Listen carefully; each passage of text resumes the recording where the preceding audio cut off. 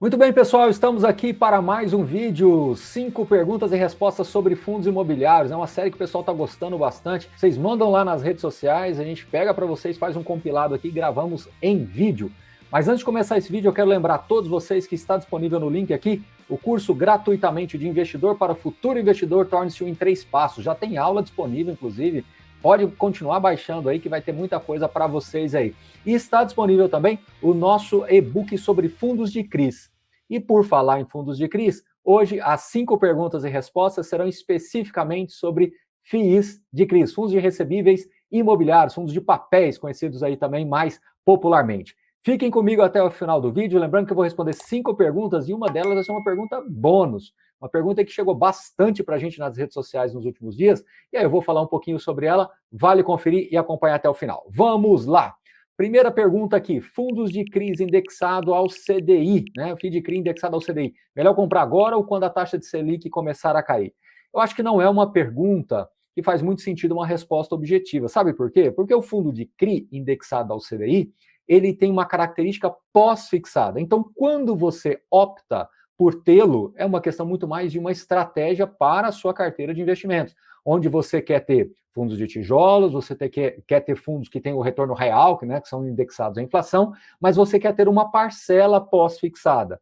Então, tanto agora quanto a Selic potencialmente caindo, se ela voltar a subir, se ela voltar a cair, você terá um fundo que é pós-fixado. Então, não tem muito sentido eu te responder se é melhor comprar agora ou se é melhor você esperar a taxa Selic cair. O que você tem que entender é a dinâmica que um fundo de CRI tem, que é basicamente te entregar um rendimento pós-fixado com um determinado aí spread, um determinado prêmio em relação ao CDI tradicional, tanto porque a carteira tem de fato uma remuneração superior ao CDI, quanto também pelo fato de ser um fundo, né, que busca realmente uma exposição maior àquilo que uma renda fixa tradicional pós-fixada te entrega. Então, esta é a proposta do fundo de CRI, ou deveria ser a proposta do fundo de CRI indexado ao CDI na carteira do investidor, um rendimento pós-fixado. Então, Selic alta, Selic mais baixa, isso não vai mudar a tese sua, a estratégia sua de investimentos, ok? Segunda pergunta, o que são aquelas tabelas de sensibilidades publicadas nos relatórios gerenciais dos fundos de CRIs? Aliás, alguns gestores começaram com isso, agora vários gestores já estão publicando essas tabelas de sensibilidades, eu acredito que todos eles logo estarão publicando também, principalmente agora nesse momento em que você está vendo um deslocamento dos valores, dos preços das cotas no mercado secundário, com base nos seus respectivos valores patrimoniais. Então, o que aquela tabela de sensibilidade mostra? Mostra o seguinte, olha, se você fizer aquisição em um determinado fundo com base neste preço aqui, a equivalência dele da taxa que você está adquirindo é maior, né? Então, se o fundo, hipoteticamente, ele tem uma taxa de inflação mais 7, com base nas condições de hoje, você estará adquirindo a inflação mais 8 implicitamente. Se é CDI mais 2, você está implicitamente adquirindo a CDI mais 3. Então, essa tabela de sensibilidade mostra que à medida que a cotação muda no mercado secundário, ao adquirir uma cota,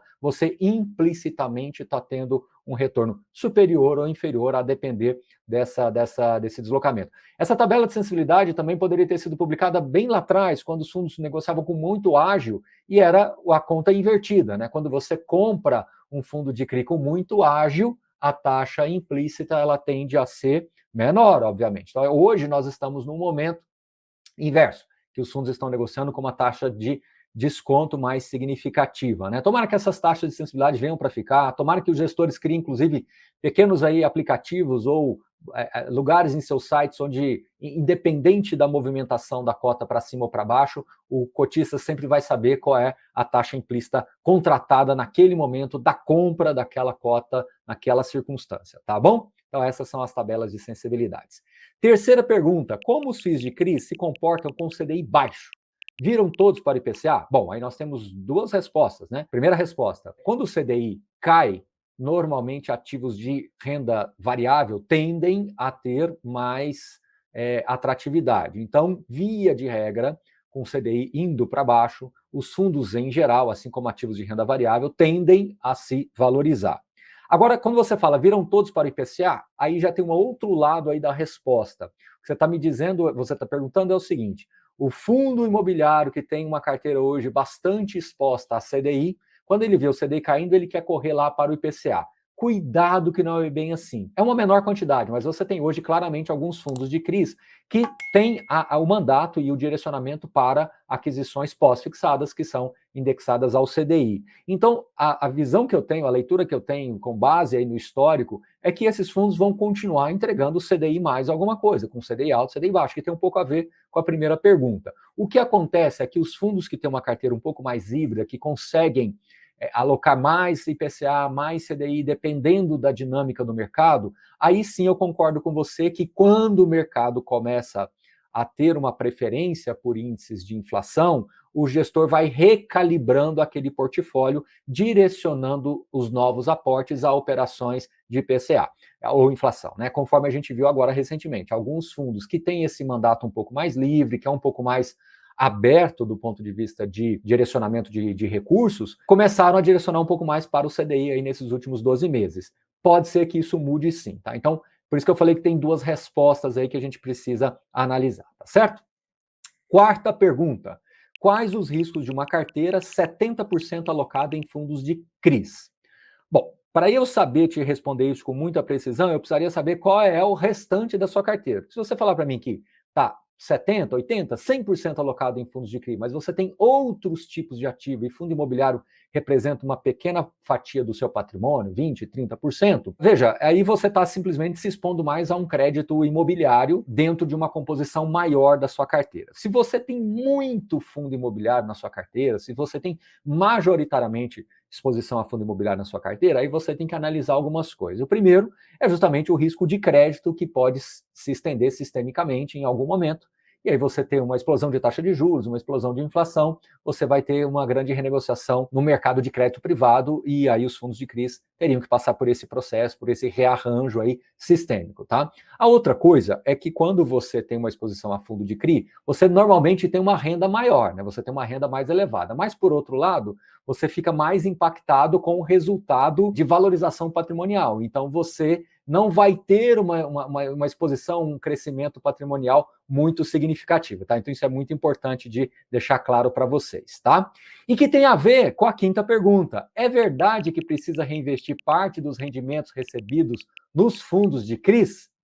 É verdade, veja como tem correlação com a quarta pergunta, né? Quando você tem muito fundo de CRI, o seu rendimento tende a ser maior, mas por outro lado, o fundo está te devolvendo ali a correção monetária, a inflação. Então é muito importante que o investidor de fundo de CRI, ele saiba, ele tenha ciência que ele deve fazer reinvestimentos. Ele deve preservar o seu poder de compra no tempo, comprando mais cotas, porque um fundo de CRI, via de regra, e a história já nos mostrou isso, o seu valor patrimonial tende a ficar constante, né? Claro, vai valorizar um pouco mais, um pouco menos em determinados momentos pela marcação ao mercado, mas ele tende a ser mais constante. Então, isso é muito importante de vocês entenderem que, sim, uma carteira com fundos de CRIs, como a pergunta 4, né, com 70%, ou a importância do reinvestimento no fundo de CRI, ela se torna evidente quando você olha isso no longo prazo, né? Porque a partir do momento que você começa a ter esse fluxo recebido, se você está numa fase de acumulação, você vai naturalmente reinvestir. Mas numa fase futura de fruição de renda, de usar os rendimentos do fundo imobiliário para complemento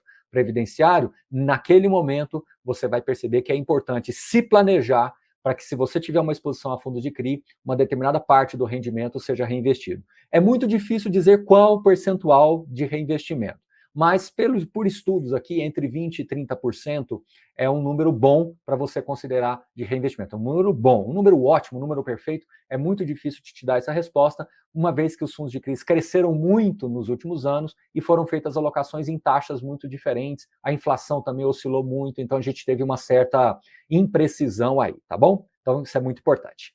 Última pergunta, pergunta bônus. Lembra que eu falei para vocês? Pergunta bônus. Mas antes disso, quero lembrar a todos vocês que está no link aqui disponível para vocês baixarem o curso de investidor para o futuro investidor. Torne-se um em 3 passos. Baixe aqui, tem aulas gratuitas. Tudo aqui para vocês já está disponível. E também o e-book de fundos de CRI. A gente está falando de fundo de CRI, né? Então, está em um e-book para você. Pergunta bônus.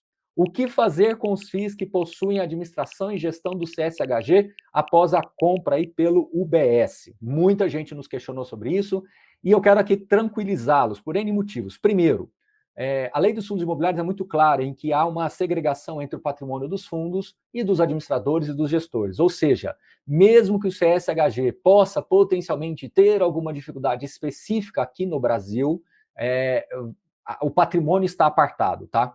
E tanto a administração quanto a gestão são prestadores de serviços do fundo. Então, numa situação extrema, você poderia trocá-los, tá? Não é o caso, não me parece ser o caso. Eu acho que a operação aqui no Brasil ela vem se apresentando saudável. Os fundos imobiliários geridos pelo CSHG estão seguindo a sua vida normalmente, têm entregue resultados aí nos últimos anos de maneira consistente. Agora, a compra do UBS aqui no Brasil, ela não fica muito clara ainda, porque aqui no UBS, aqui no Brasil, ele tem uma certa parceria com o Banco do Brasil, né? Então é o UBS BB, UBS Banco do Brasil. Então é muito difícil para vocês, é muito preliminar dizer para vocês como vai ficar aí pelos próximos meses. Eu só acho que isso vai demorar um pouquinho para se resolver. Eu acho que ainda teremos algum desdobramento disso na operação aqui do Brasil e pode ser que o UBS BB, né, o UBS Banco do Brasil, chegue a algumas conclusões de que vai fazer alguns ajustes de marca, mas nada relevante do ponto de vista de equipe, de administração e de gestão de fundo imobiliário. Então, tanto que o próprio mercado secundário não reagiu, né, eu acho que as pessoas reagiram mais, as pessoas questionaram mais do que realmente a movimentação de cotas no mercado. Eu acho que o mercado já entendeu a ideia de que o administrador e o gestor são figuras contratadas pelo fundo e o patrimônio é completamente segregado, né, do fundo, não tem nada a ver, o fundo não dialoga, né, o patrimônio do fundo não dialoga com a tesouraria do banco, da gestora, do administrador, enfim. Então isso eu acho que já está bem claro para todo mundo, que é uma coisa do arcabouço jurídico do próprio fundo imobiliário, e isso está bem claro, me parece, para os investidores. Mas foi uma pergunta que muita gente fez, então eu estou aproveitando o nosso quadro aqui de perguntas e respostas, embora isso não tenha muita relação direta com fundos de CRIs, mas eu aproveitei aqui o espaço para a gente poder falar um pouquinho sobre isso, ok? Espero que vocês tenham gostado do vídeo. Mais uma vez, vejam todos os recadinhos que estão disponíveis no link aqui na descrição. Compartilhe, dê o joinha, assine o canal e até o próximo. Valeu, tchau, tchau!